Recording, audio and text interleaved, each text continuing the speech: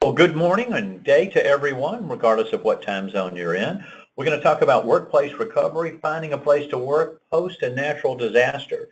And when we look at everything that's in the news that's happened with the hurricanes and the wildfires and even the earthquake down in Mexico, you can certainly see why this is an important topic for us to share. And we've got some experts on the phone today to share those insights. This is part of the 2017 Firestorm Crisis Coach webinar series that we're doing in conjunction and underwritten by the University of Alabama, and we'll talk more about that as we go along. So we would like you to be our friend on social media. You can see us on Twitter at Firestorm Sol, or you can see us on Facebook at Firestorm Solutions. There is a hashtag for this session and every session we have, and that's hashtag Crisis Coach. And in fact, you can reach us directly there pretty much any time. We transform crisis into value, and that's important when we think about these types of events, and it empowers you to manage risk and crisis. Our expertise is crisis management, critical decision support, crisis communications, crisis public relations, and consequence management. Firestorm is America's crisis coach, and we follow a predict, plan, perform methodology. We have attorneys just like everybody else, and they are always paranoid. I worked for a guy one time whose favorite line was "Only the paranoid survive," and their comments are that this presentation isn't complete without the oral comments and discussions, and you should read it in conjunction with guidance from local, regional, national authorities and your organization's legal counsel. And don't think anything we're about to tell you is legal advice or legal opinion. Now the attorneys can be happy and they can quit listening and we can move forward. So we're pleased to be working with the University of Alabama, the Alabama at Work corporate engagement side, and in focusing on the continuing studies area. And we've been doing this in conjunction with Brenda Truelove, and there's an upcoming course which is their most popular one and one that we all need to be aware, and that's public speaking and communication. So Brenda, tell us a little bit about that. Well, good morning and welcome everyone. Happy to be on the call with our friends from Firestorm this morning, and it's a great crisp fall morning. The topic today that Jim and Daniel will be talking about is very timely for correlation with our professionally speaking workshop, which is one of our premier workshops that we host here on campus and around in other locations. Our next campus session will be February 9th here at the Bryant Conference Center. And if you're needing help with crafting powerful messaging, learning how to get your pitch together for whatever organization that you work for, from the business world to the nonprofit world, we have had so many people come through our 3 or 4 sessions that we've hosted of this and come away with practical examples and practical experience of how to improve their communication skills for the workplace. So we invite you to come to our workshop Friday, February 9th. Professionallyspeaking.ua.edu is our website, and you can find all the registration information embedded there on the website. If you have questions, my telephone number is showing on the screen, as well as the registration services department, who are always there to help and answer questions. So thank you for this opportunity, Jim, to work with you and your great staff, and I'm looking forward to a good webinar today. Well, thanks, Brenda. And this webinar series is underwritten by the University of Alabama, the College of Continuing Studies, and we've been doing it, I think we're getting close to 5 years, Brenda, together. 5 years, yes. Yeah, and as we look at that and think about all the information that's been shared, and I will explain to everybody that's on, the opportunity to grow in the communications and speaking area is absolutely critical in our business, the crisis side of the house, and in your organization. And Brenda has shared with me that literally thousands of people have taken those courses in this particular one. I know if you looked at all of them, it's even greater.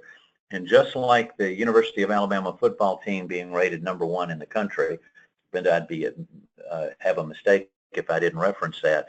This program is of that same quality and has the same results. So if you want to go undefeated and national champs, this is the direction of where to go and look. Our presenters today will be myself. I'm CEO, President of Firestorm, and glad to be a part of it. Hart Brown will be in and out of our conversation some. He's in our offices today in Atlanta. And we have also are very fortunate to have Dan Perrin. He is the Global Solutions Director for REGUS and has a specialty and knowledge in this area. And REGUS has graciously shared some of the data and statistics in this area that I think you're going to find very interesting. And we're going to show you some real solutions here. Dan, what would you like to add to our conversation? I'm really looking forward to our conversation and talking a little bit about the recent experiences that have taken place across North America and share it with everybody. Yeah. Unfortunately, there have been a lot of recent experiences that we've all seen in looking in these areas. As you know, Firestorm research in looking at what's happening within organizations, be they colleges and universities or companies and organizations across. We did a survey earlier this year. It was about 1,000 organizations to look at where their concerns were. You'll see over there on the left hand that a little over a fourth were concerned about violence in the workplace or terrorism. Unfortunately, we have the events that just happened in Las Vegas that brought this even closer to mind in every single area for us to think about, and it's certainly a reality. You'll see cyber is, by the way, this cyber quote of 28%, again over about a fourth, was pre the Equifax breach, involving literally everyone associated with that. And I think if we did the survey today, you'd probably see the violence and the cyber go up as a result of the Las Vegas shootings and the Equifax event. Loss of life is a concern across that could apply to many of these area, and then the brand and reputation. If you've had the others, they currently come into play. But at that time, this was back in the first quarter, natural disasters still were about a fourth. Again, after the hurricanes, after the earthquake in Mexico and the wildfires in California, you'd probably find that percentage to go up. So I think our awareness level goes up increasingly on these subjects, and it's one that we're very, very concerned about. By the way, I also want to point out that you should be thinking about those events, not only those if you happen to be in the area where they occur, but what is the impact on our employees when they see those events, when they hear about them? We're currently doing a large planning program with a very large organization in California, and a significant portion of their employee base have family relationships in Mexico. And the recent earthquakes there really concern them, with them living in the States, in a state that is prone to earthquakes, and family members that were going through exactly the same thing back home in Mexico. So you don't have to be directly impacted for these to have an impact on your organization. So if we think about these things, we start to say, how robust is our business continuity strategy?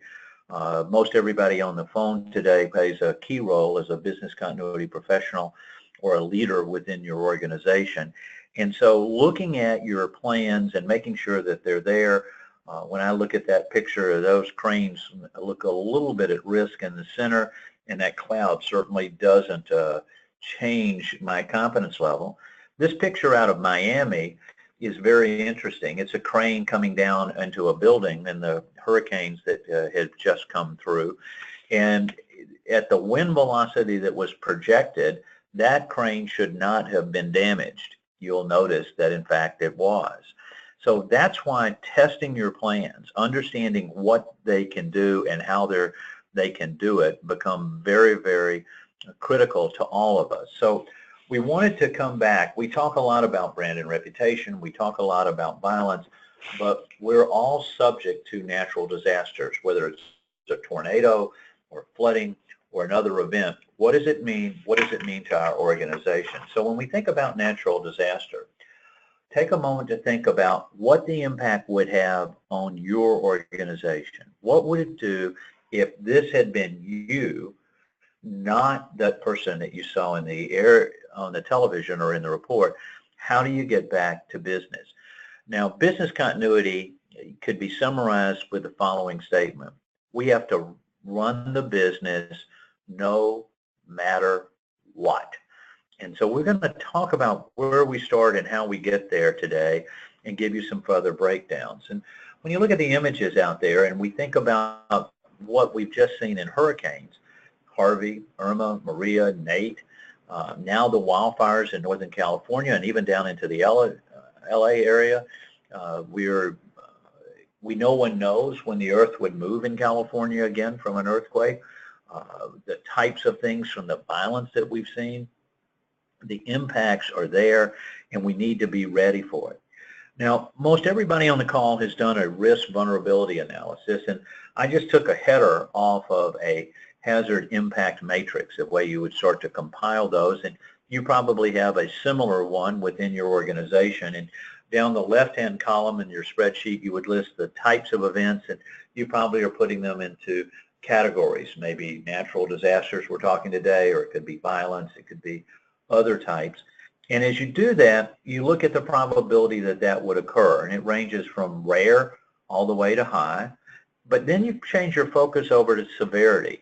How much warning do you get? How long will the event last? What are the impact on our people? What are the impacts on our property? What are the impacts on our operation? And you set up a base risk level. If you scored all of those events as at the highest level, it would come out as 100%. And so that's my base risk level. If you suddenly said, well, it's unlikely, then that number would drop significantly. Or if there's not an impact on our operations, it would continue to drop. So as you rate your scores, in the table automatically converts and gives you that base risk score. But what many people don't do is to say, how do we mitigate that within our organization? And that's the reason why you all have a job they're on today to look at it. Pre-action, what have you done to get ready for that particular type of an event? What are your internal resources and what are your external resources? And then those combine to give you a mitigated number because they reduce the potential impact in that direction. And they come out and give you a risk index as a result of those things as it reduces. So if you were in Miami and you were thinking about a hurricane might be 100, if you've taken pre-action, if you had internal and external resources, that might drop down to a net risk index of 60. In any of your planning, if your net risk index then becomes over 40%, you must have a plan associated with it. So this is a great way to help you organize and show where you need to put that involvement. I'll also give you an insight based on the conversations that we've been having with your counterparts in the market, is senior management is now more focused on this than they have been in the past. Maybe in the past you've been talking about this and it just hasn't resonated. I think when they've seen the impacts, the financial impacts, the devastation that's going on in Puerto Rico, it's become a clear area. So as we think about damages in this area, it comes from two sources. One, direct damages. That building on the left doesn't look too great. And the one on the right caused by people losing their incomes and jobs. I don't think the people are going to work in the building on the right. And so the financial impact that drifts out into the community becomes very, very great. And as we think on it, the initial impacts have been understated, as they always are. We find initially the estimates that were put out, now JP Morgan was saying at the time of this of 10 to 20 billion for Harvey. Irma is going to be greater. I think when you add those hurricanes together and the wildfires, we're probably in the 300 billion and north impact from this event. Now, when you see a statement that the insurance industry would lose 10 to 20 billion, that also means that there's probably uninsured losses easily double or even triple of that within the marketplace. You put all of these things together, we've all seen our gas prices go up. We've seen a million businesses impacted, and probably that number is greater now. I was surprised on the views during Hurricane Irma when it showed the air traffic in the southeast was virtually non-existent.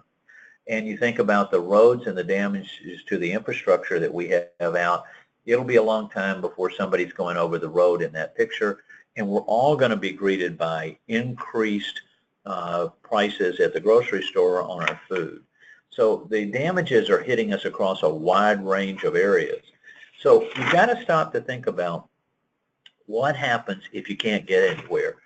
Karen Mazzullo had shared this picture with us from in the area where she is, and you may not be next to the ocean as she was when she took it, but you start to look at what the impact is. Nobody's going down that street to go to work or go to school. And so you need to start to say, what are our options? And one of the reasons I asked Dan to be on is no one has studied this issue more than REGUS. There are two types of recovery models when you start to think about it. There's dynamic recovery, that you can change it on the fly as you need to, or there's static recovery. We have to go to this one place and get it done. The innovators in the industry are led by Dan as we're thinking about dynamic recovery and where you want to go. And the graphic that you see up is one that Dan has shared with us. Dan, do you want to speak to this for a moment? Then I'll add a thought or two. Yeah. So different organizations have taken different tracks from a recovery standpoint, or they might have a multi-pronged approach to recovery. So from our surveys, we found that most organizations, or about 40% of organizations, say that they're going to have a pretty strong work-at-home strategy.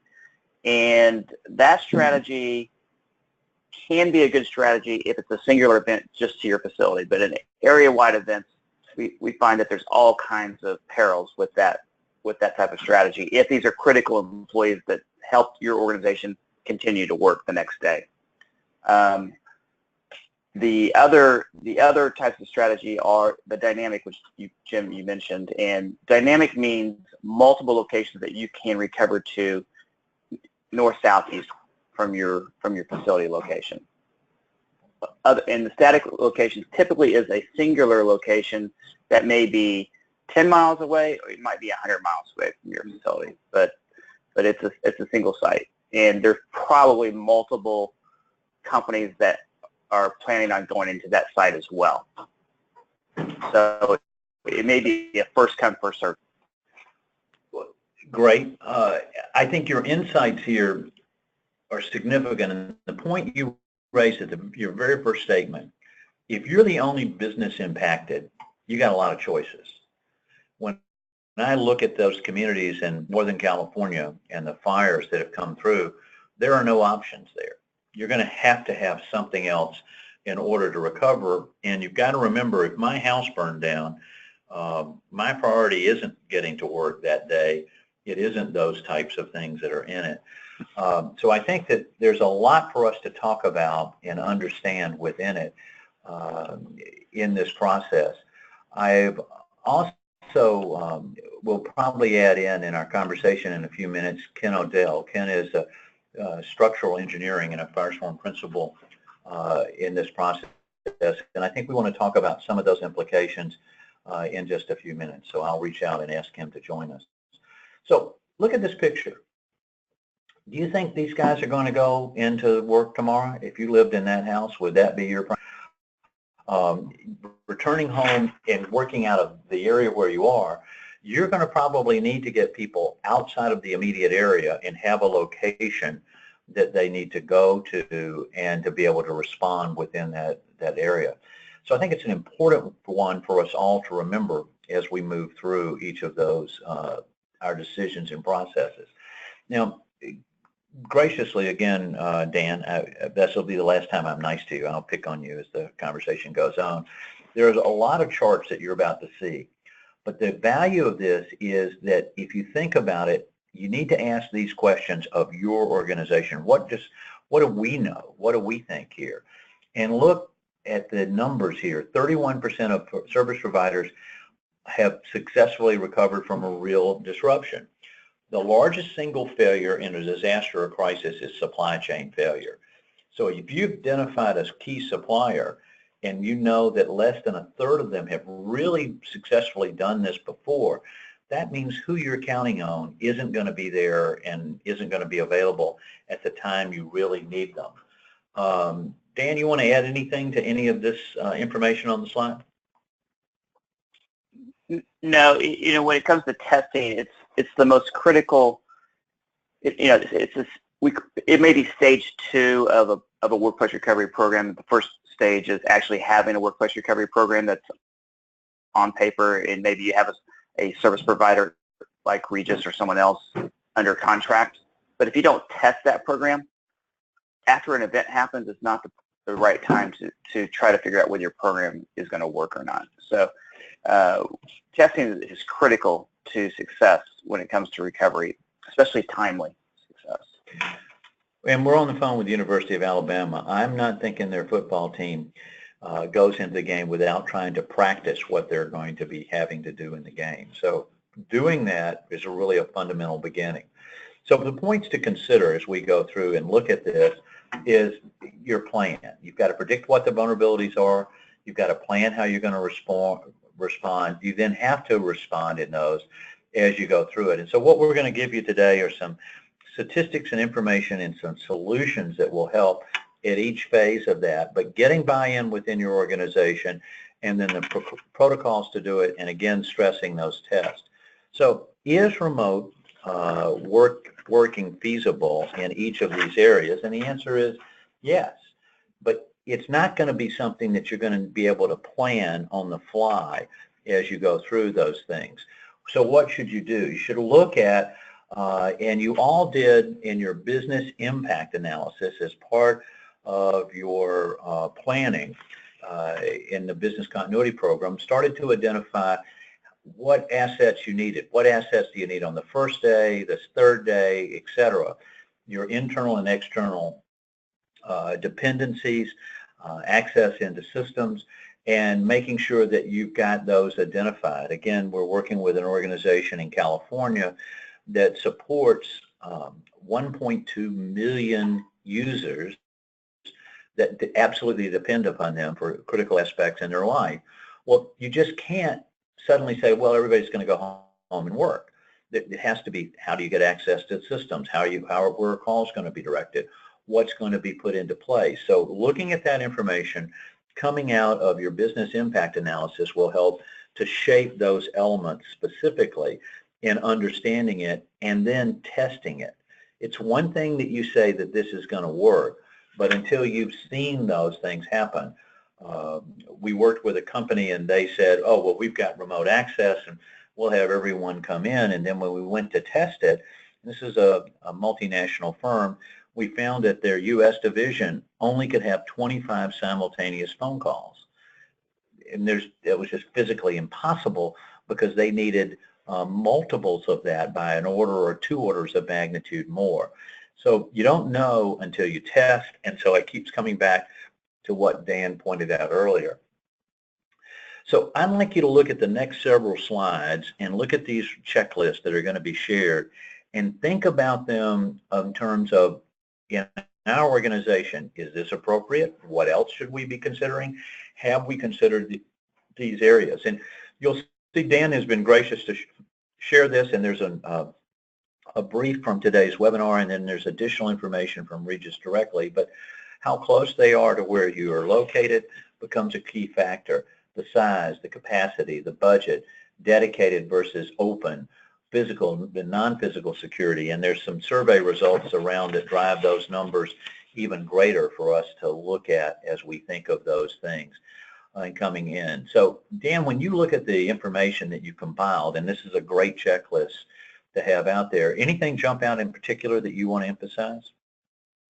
Well, I think one is proximity to your current location. You know, depending on the event, you might want to recover, you know, a mile away from your current facility, or in an area-wide event, you might want to recover 50 miles away from your current facility. It all depends on the circumstances at the time of that event. You know, and across the United States, clearly there's certain regional factors that go into, you know, what's my number one risk, where in California it's fires and earthquakes, and then on the East Coast it's more disruption from hurricanes, and Midwest is tornadoes. So some of those you can see coming. Earthquakes not so much. So whether you have a shelter-in-place program or you know, when you think about what happened in Irma, where 7 million people left, there's a lot of different factors that go into the proximity of where you can go, where your people can recover to, and where you have opportunities to recover. Right, and if we move from the location, and again, as we were talking about people, no people, no recovery. In fact, that's been something you've been hearing from Firestorm over the last 12 years. Key aspects of thinking about that. And are you going to reimburse people? What's your policy if they're going to have to go a further area? Security, there was a study done, I think earlier on a slide, and I may have blown past it quickly, Dan, where one of the primary concerns of all the organizations, I think 73%, were physical security at the remote location. Well, how are you going to, you know how you're going to handle security at your existing location, but how will you handle it in the remote one becomes a key factor in looking and thinking about those things. Again, another great checklist listed here. Dan, any insights on staff you want to share? Sure. You know, when we talk about working from home, and do those people work from home today? Are they a telecommuter today? If they're not, and they're critical to your organization, probably should have a program in place to where they can work from home on a regular basis in order to be able to do it in an emergency situation. So we see a lot of organizations that just put that down as oh yeah, we're going to work from home if something happens, but the people may not have laptops, you may not have enough ports for them to dial into or log into, or they may not even know how to. The situation at their house may not be ideal for working from home. And, you know, Jim, I was thinking about a recent survey we did with a major organization, and typically, I think we surveyed 750 organizations across the globe. On average, the BC professionals within those organizations said that 20% of their staff, on average, were critical to recovery. And then when we surveyed the employees, 75% of employees thought they were critical to the firm's recovery. Now that's interesting because that means 25% of the people either are very self-aware of their role within the organization, or you know, they just didn't consider themselves critical to the organization's success. But that's a little side note there. But there is a disparity between who thinks they're, you know, what a company's vision is about who's critical and key to keep the organization going, and employees' view towards that. Right. And so as you look through all of these things, thinking about these requirements, how it's going to be done, how you're going to deal with them, again, the testing word comes clearly coming over on it, and then confirming all the numbers, confirming the requirements, how quickly do you need them up, how do they need to go. If you have an area-wide event, it's just not going to work in your immediate vicinity, what your plan is, and then having those elements understood. Any other insights on confirming numbers before we move on, Dan? Yeah, I think that those four items really articulate what you need to think about when it comes to those items. And I would encourage everyone taking this information and putting those questions down, preparing your honest answer, and then sharing it with senior leadership, so that you do not want to be asked this question after the event: why didn't I know? Because that's what you're going to see, and we're starting to see in organizations coming out of the events we've talked. And as we referenced through all of these elements, it's the IT, the telecommunications, the power, the hardware, what can be operated remotely, and how those staff elements come in. One of the things that I was excited about with REGUS, and why we direct people to go that direction, is that they have the ability to, if you know your technology needs, they can have that equipment assembled and shipped to where you are, so that you have whatever technology supplies that you need within an extremely short period of time. So it's not just having the space, you're not limited to one REGUS office, and all the employees don't have to go to the same location. You've got a network of facilities and the abilities to have the equipment when you need them in each area. Dan, do you want to add anything else on the technology side of the house? No, I think it's really critical though. I mean, so as BC professionals, it's really important to have a great relationship with the IT team, understand who within the organization is critical to recovery, ensuring that those people know how to get back into the corporate systems when they're remote working or they're working from a REGUS facility or somewhere else. And yeah, go ahead. I was going to say, and the regulatory, but it doesn't necessarily, by the way, REGUS is headquartered out of Switzerland now, and they came out of the UK, so organizations has an S and not a Z. So whether you have an S or a Z, you got to get up and meet the requirements, but the requirements aren't necessarily just regulatory. You could have some service level requirements or contractual commitments to your clients that become so important, and I don't want you to lose sight of the last line there, health and safety at work. And doing all of these elements, you need to understand, and I would recommend that you take your current descriptions of what the event would be, like the ones that we've started talking about, the earthquakes, the fires, the hurricanes, and giving that to your insurance broker and having a clear understanding of how would our insurance cover us in this event. What's our workers' comp if these employees are working at another location? What kind of funds would be paid to us? How do we what is that is recoverable? Because in the analysis that we've done, we find that there's a wide gap between what is expected when people say I have insurance and what the reality is when the insurance actually pays in those areas. Ken, I know you weren't planning to be on the webinar today, and I saw in Bill, who's our VP for Operations, saw that you were there. And the reason why I'm calling on you is you just published a paper, you're heading up a group, you've been looking at impacts from hurricanes and terrorist events and earthquakes, and both in the U.S. and outside of the U.S. So when you think natural disasters, Ken, anything you want to share with us on what to look for?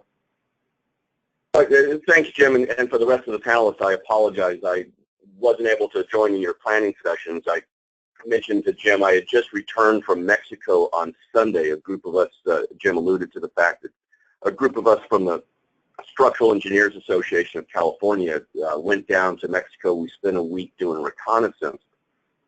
And as structural engineers, we sometimes get pigeonholed into looking at structures and looking at buildings, seeing how the building performed. On this particular reconnaissance visit, we specifically focused on resiliency issues and recovery issues. And I think for natural disasters, the big takeaway that I really saw over and over, and it was continued to be reinforced in Mexico, was that on a national or natural disaster event, the recovery can very often be driven by the jurisdiction. You're going to have limited access to entire neighborhoods, limited access to particular buildings that are actually very good, in excellent condition, but they happen to be between two buildings that aren't in good condition. So it really just reinforced the fact that when you're looking at a natural disaster event, your planning has to include awareness of how the government is going to respond. With cybersecurity, brand protection or brand reputation, security of the workplace, those types of events that you're planning for, I would suggest you have more control personally or as a business. You can kind of control your site when you're looking at workplace violence. You control a little bit better your IT systems when you're looking at the cybersecurity, et cetera. But when it's a natural disaster event, you lose control of the regional area that may have been affected. So in your planning, I would stress that you really have to understand what the jurisdiction is going to do. What is their plan for response? We found in Mexico this last week that the largest concern people had didn't seem to be focused on whether their building or their neighbor's building was damaged. Their largest concern was what's the next step that the government or the jurisdiction is going to be doing to help me get back to having access to my facility. And access becomes a critical element for everyone. And I think that's, if you come away with anything from today, the areas where Dan started about testing certainly are critical. But the idea that you've got to have a dynamic plan. If your plan is, we're just going to come back into our building, now you're your brother's keeper. The buildings on either side are unstable. You can't go back into that. Well, we're going to go to this one other location. Well, maybe the bridge is out. Maybe that area is closed. Look at Hurricane Harvey, where the rain didn't move. It stayed in one location, and you had over 51 inches of water, of rain in an area, and the impact in it. So looking at this in a holistic way and say, we need the flexibility of multiple solutions that can be deployed in a very short period of time to recognize the reality that our people may not be able to go to work where they are. They're going to have to go to the next closest area. And what does that look like, and how are we going to make that work? And so that level of planning, if you're looking at and saying, hey, if my business continuity plan was a traditional one, I'm probably meeting the basic objectives. But how do I raise it to the next level? How do I really make this thing become a part and a strategic advantage into our company? And that's why the dynamic aspect of this really needs to be stressed. So if you look at it in the aftermath, imagine if that was your building. And to Regis's credit, they opened up their lounge facilities, their common open seating areas to businesses who were displaced by Hurricane Harvey. There, Dan is in the Dallas area, and I think that Regis, as a good corporate citizen, has certainly taken the lead in sharing what can be done in each of these areas. There is a brief based on today's webinar, and you can go to firestorm.com and download it, and you'll see the slides and the checklists that are here, and there'll be a summary of these discussions that should be up on our website this week for download. Regis has also made available this information on how to protect your business from a catastrophe, and a lot of the checklist and information that we talked about are available there associated with it. Dan, before I move on, I want to just stop on this with the Regis document up. Any summary and last information you want to make sure that everyone is aware of? Yeah, there's lots of checklists and planning suggestions for organizations within this guide. We spend a lot of time in research and putting that together. So I think it's a very valuable resource for organizations who are either in the planning stage or have developed plans already. They need to go back and just check their plan against the ideas and suggestions within the piece. Thanks, Dan. And by the way, I would encourage you to reach out and talk to Regis. If you have not done so, it's a great way to get a better understanding of what really goes into the planning and how far out you should be doing it and what the requirements are. But the idea of having a flexible, dynamic recovery, those two people standing on top of that desk aren't going to be getting a lot of work done there. Ken, when you look at the devastation you saw in Mexico with the earthquake and the devastation that I'm seeing from the fires in Northern California and the impacts from the hurricanes, any other insight you want to share with our people today? I think one of the notes that I wrote down was that the personal feeling of loss of control really impacts an individual's and then therefore a company's ability to recover. And I started with the word fear, but I think a better word is actually uncertainty.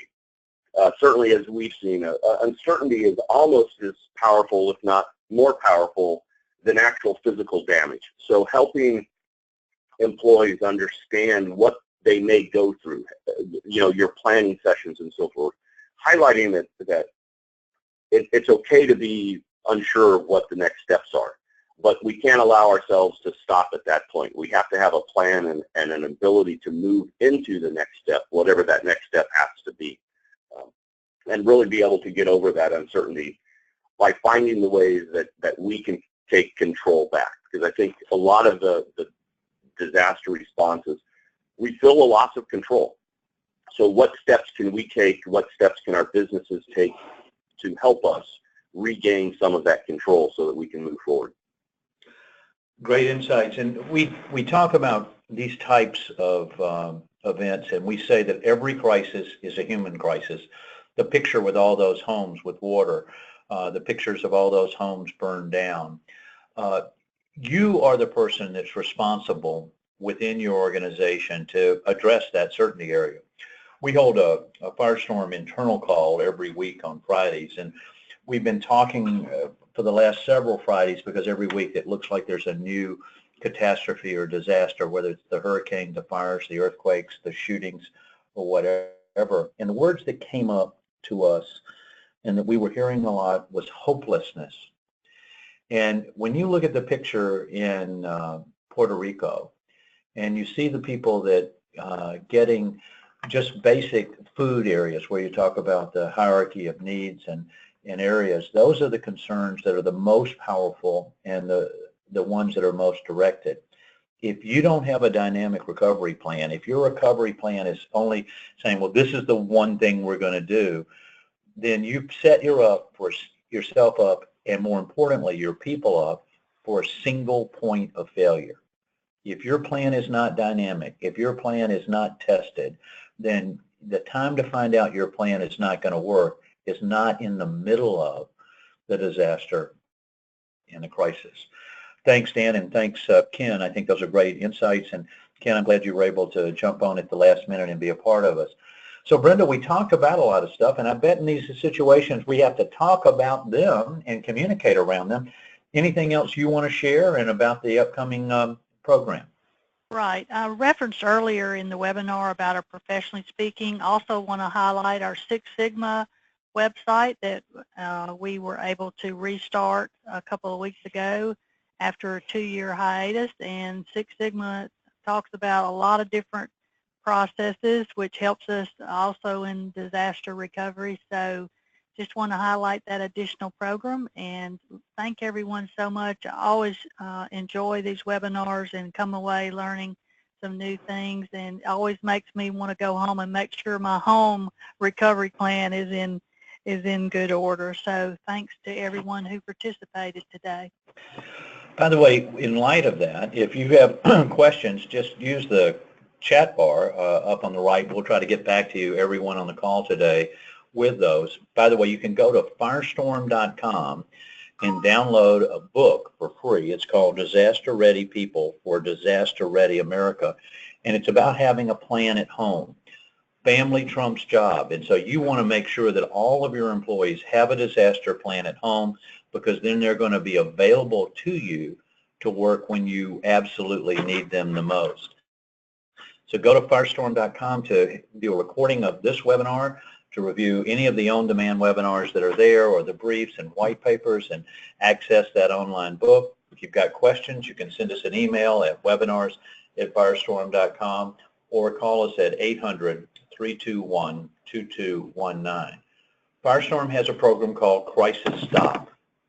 If you and your organization find yourself in a crisis, you can pick up the phone and call us 24/7, and we will be there to help you. The letters STOP stand for stabilize the events, trigger the resources, opine on the consequences, and prevent the common crisis mistakes. That first hour of support, the most critical, because the decisions you make, the actions you take, and the words that you say will determine, is this crisis going to stabilize or escalate? We're here to help you. There's no charge for that consultation. We would love to work with you in advance to make sure that these things are all in place. But if you find yourself in a crisis, don't hesitate to pick up the phone and give us a call and see how we can help you with those situations. Our thanks again to the University of Alabama for underwriting this webinar series. Our thanks in particular to Dan and everything that REGUS is doing to help all of us run our businesses at the time that it's most critical. And Ken, we appreciate the work that you do and those around you, and helping not only those here in the U.S. but even abroad to deal with the worst event that could ever happen. Many times when we're doing planning, we ask someone, what keeps you up at night. And I think we've seen on the television set in the last 30 days what keeps people up at night. Thank you for what you do in your organization. If you've got questions, reach out. That concludes our webinar today. So until next great day, goodbye.